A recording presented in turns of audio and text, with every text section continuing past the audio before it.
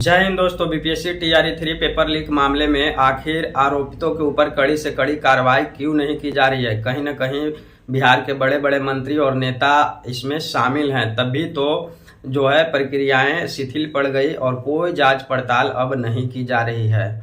और ये कोई नया मामला नहीं है कि बीपीएससी टीआरई 3 का पेपर जो है बिहार में लीक हुआ है। ये कोई पहली मामला नहीं है।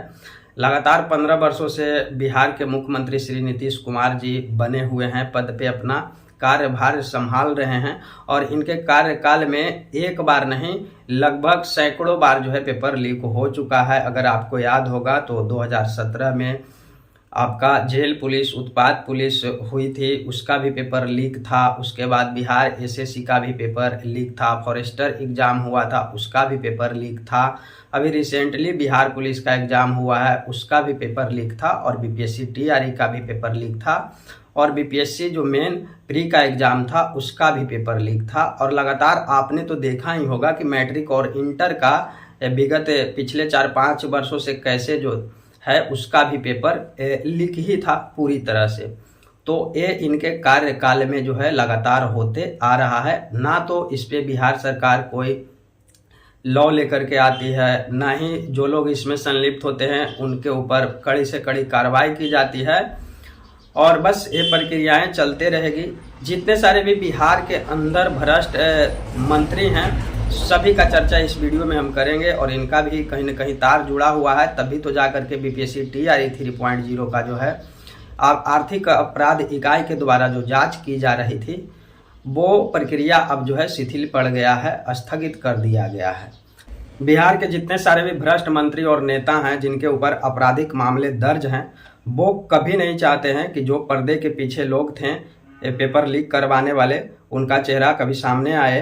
तो चलिए सबसे फर्स्ट में मैं स्टार्ट कर लेता हूं नीतीश कुमार से ही। 15 वर्षों से लगातार ये मुखिया बिहार के बने हुए हैं और इनके कार्यकाल में बहुत सारे कारनामे हुए हैं। इनके ऊपर भी आपराधिक मामले दर्ज हैं। आप तमाम अभ्यर्थियों के ऊपर अगर एक केस हो जाएगी तो आप लोग सरकारी कोई भी गवर्नमेंट जॉब के लिए एलिजिबल नहीं हो पाइएगा। ये ऐसा हमारा लॉ कहता है और कानून है हमारा। लेकिन इनके ऊपर जितनी सारे भी केसेस हो, ये लोग तो चुनाव लड़ेंगे ही। और जहाँ जहाँ से लोग चुनाव लड़ते हैं तो वहाँ की जनता को देखना समझना चाहिए, है ना, कि ऐसे ऐसे लोग हैं जो बच्चों की भविष्य बर्बाद कर रहे हैं खुलेआम। एक बार नहीं सैकड़ों बार जो है बिहार में पेपर लीक का मामला आया, लेकिन कोई जो है इसके ऊपर संज्ञान नहीं लिया, कोई कानून लॉ नहीं बनाया गया और इन लोगों को प्रमोट किया गया है। तो नीतीश कुमार के ऊपर भी जो है आपराधिक मामले हैं और इनके ऊपर 302 जैसी धाराएं जो है लगा हुआ है। हत्या करने का आरोप है, हथियार रखने का आरोप है और इनके ऊपर साथ ही साथ जो है सत्ता का दुरुपयोग करने का भी आरोप लगा हुआ है। ये सभी के सभी मामले जो इनके ऊपर दर्ज किए गए हैं या करवाए गए हैं वो 2009 में। अब नेक्स्ट जो आपके भ्रष्ट मंत्री का मैं नाम लेने जा रहा हूँ वो है आपके अशोक चौधरी। नाम तो आपने सुना ही होगा। तो इनकी भी बहुत सारा योगदान रहा शिक्षा विभाग में बिहार में खास करके।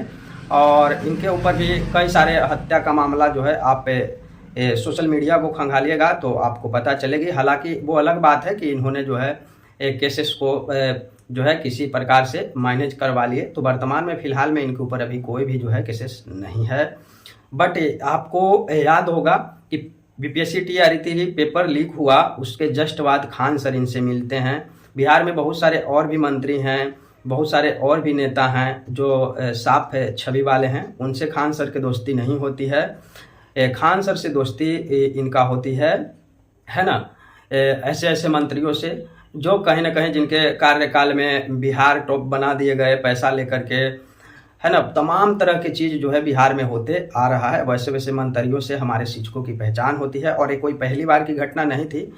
खान सर पहले भी मिल चुके थे अशोक चौधरी से। हालांकि उनका जो है अच्छा संबंध है उनके साथ, और भी नेता के साथ होगा, लेकिन थोड़े और ईमानदार लोगों के साथ अगर मित्रता होती उनकी तो और बेटर होता, है ना। ये भी बात सत्य है। अगर खान सर की बात चल ही रहा है तो थोड़ा सा मैं आपको अवगत ही करा दूं कि खान सर आज तक 2018-19 से आंदोलन जो बिहार में हुए खास करके शिक्षक नियुक्ति को लेकर के, या तो वो 6ठे चरण का हो या तो वो 7वें चरण का हो या जितनी सारे भी एसटीटी को लेकर के कोई मुद्दा हो, कोई भी मुद्दा पे ना तो कभी इन्होंने जो है आंदोलन को समर्थन किया और ना ही कभी एक ट्वीट किया उन अभ्यर्थियों के लिए, उन शिक्षकों के लिए, है ना। तो आज तक ऐसा नहीं है हुआ इनके द्वारा।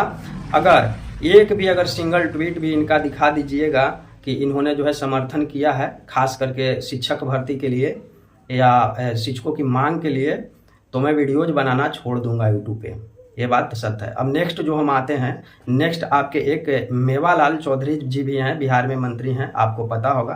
तो ऐसे ऐसे दिग्गज जो मंत्री हुए हैं हमारे बिहार के, तो बिहार की बच्चों की भविष्य बर्बाद नहीं होगी तो क्या होगी, आप अंदाज़ा लगा लीजिएगा, है ना। कृषि विश्वविद्यालय में इनके ऊपर जो मामला दर्ज हुआ है, कृषि विश्वविद्यालय में प्रोफेसरों की जो है ये नियुक्ति करवाए थे डायरेक्ट रूप से 161 लोगों की, तो वो मामला इनके ऊपर चल रहा है। तो इनका मैं नाम इसलिए ले रहा हूं कि कहीं ना कहीं ये जो लोग हैं ये साफ छवि वाले लोग नहीं हैं। और नेक्स्ट आप तो जानते ही होंगे विजय कुमार चौधरी। विजय कुमार चौधरी को आप लोग जानते होंगे, बखूबी जानते होंगे। इनके ऊपर कोई आपराधिक मामला दर्ज नहीं है, बट इनके शिक्षा मंत्री रहते हुए इनके कार्यकाल में ही STET 2019 को पूर्णतः बेच दिया गया था। ये बात सब जानते हैं। 10,000 की संख्या में पटना की सड़कों पे अभ्यर्थी आंदोलन कर रहे थे उस समय लगातार, और इनके पद पे बने रहते हुए सभी के सभी जो है कारनामे हुए। करोड़ों का खेल हुआ STET 2019 में। अब मैं ज़्यादा वीडियो को लंबा नहीं करना चाहता हूँ, मेरा कहना सिर्फ इतना सा है कि BPSC TRE 3 का पेपर लीक हुआ, इसमें नेता मंत्री और संस्थान वाले भी सम्मिलित हैं, और किन्हीं के ऊपर अब आगे कोई कार्रवाई नहीं होगी। आप इस उम्मीद में भी मत रहिएगा कि आर्थिक अपराध इकाई हमारे लिए या बिहार के जनता के लिए कुछ कर पाएगी, क्योंकि यहाँ के जो मुखिया हैं वो खुद ही नहीं चाहते हैं कि ये सारा कुछ खुल करके आए, है ना, कड़ी से कड़ी कार्रवाई हो। जो लोग पेपर बेचा था या जिनका नाम अभी तक सामने नहीं आया उनका नाम जो है उछाला जाए, तो वो कतई नहीं चाहते हैं। और ये तो खुद ही रहे हैं, आप देख ही रहे हैं। या तो आप शिक्षकों की नियुक्ति नियोजन की बात की जाए पिछले दशकों में, तो बहुत सारे ऐसे जो चीज़ें हुई है बिहार में, तो उससे आप एक अंदाज़ा लगा सकते हैं कि ये जो पेपर लीक हुआ, बस जितना जांच होना था अब हो गया, अब आगे कोई प्रक्रिया नहीं होगा।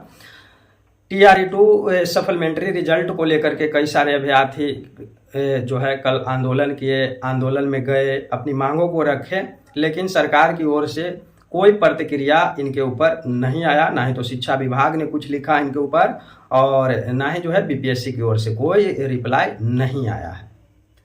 तो इतने सारे भी अभ्यर्थी BPSC TRE 3 और TRE 4 के प्रिपरेशन में लगे हुए हैं, तो ये आप सोच करके प्रिपरेशन कीजिएगा अपना कि हमारे साथ जो कॉम्पिटिटर बैठेगा वो कहीं ना कहीं वो पहले से रट्टा लगा करके तो नहीं आया है। ये सोच करके आप तैयारी कीजिएगा, तब जा करके आपका एक सीट पक्का होगा TRE 3 या TRE 4 में। अन्यथा 50% लोग तो वैसे ही घुसाए जाएंगे, जो हमेशा से होते आ रहा है। कोई बदलाव आज भी नहीं हुआ, पिछले 10 वर्षों में कोई बदलाव नहीं हुआ और आगे भी नहीं होगा कोई बदलाव, ऐसे ही चलता रहे। वीडियो बनाने का सिर्फ एक ही मकसद था कि इसमें बहुत बड़े बड़े लोग शामिल हैं, बड़े बड़े गुरु शामिल हैं, नेता मंत्री शामिल हैं, और बाकी जो BPSC के जितने सारे भी अधिकारी थे वो तो हैं ही। शिक्षा विभाग को भी पैसा गया, यानी कि पैसा का जो है डिस्ट्रीब्यूशन अलग अलग जगहों पे हुआ, और ये जो है करोड़ों अरबों रुपये का मामला था, और इसलिए जो है ऐसा हुआ और आगे भी होगी, और इस पर कोई कार्रवाई नहीं होगा, क्योंकि जो लोग हैं वो ईमानदार तो है नहीं। अगर ईमानदार लोग रहते तो कोई ना कोई तो इसके ऊपर बोलता। जो चेयरमैन था कम से कम वो तो बोलता, वो भी नहीं बोल पाया, है ना। जो एग्जाम कंडक्ट करवाया वो भी नहीं बोल पाया, शिक्षा विभाग है वो भी चुप रह गया। तो कहीं ना कहीं सभी लोग ईमानदार नहीं हैं, सभी लोग बेईमान के बेईमान ही हैं, तब जा करके ऐसा हुआ। और ये प्रक्रियाएं जो है बरसों दर बरसों चलती रहेगी। टेंशन मत लीजिए, आप पढ़ते रहिए। जब आपकी मुलाकात कोई विशाल चौरसिया जैसे या कोई अधिकारी, दलाल अधिकारी जैसे व्यक्ति से आपकी हो जाएगी, या मंत्री जो भी हैं दलाल टाइप के, वैसे वैसे मंत्री से आपकी जिस दिन मुलाकात हो जाएगी उस दिन आपकी सफलता 100% सुनिश्चित है। धन्यवाद, मिलते हैं।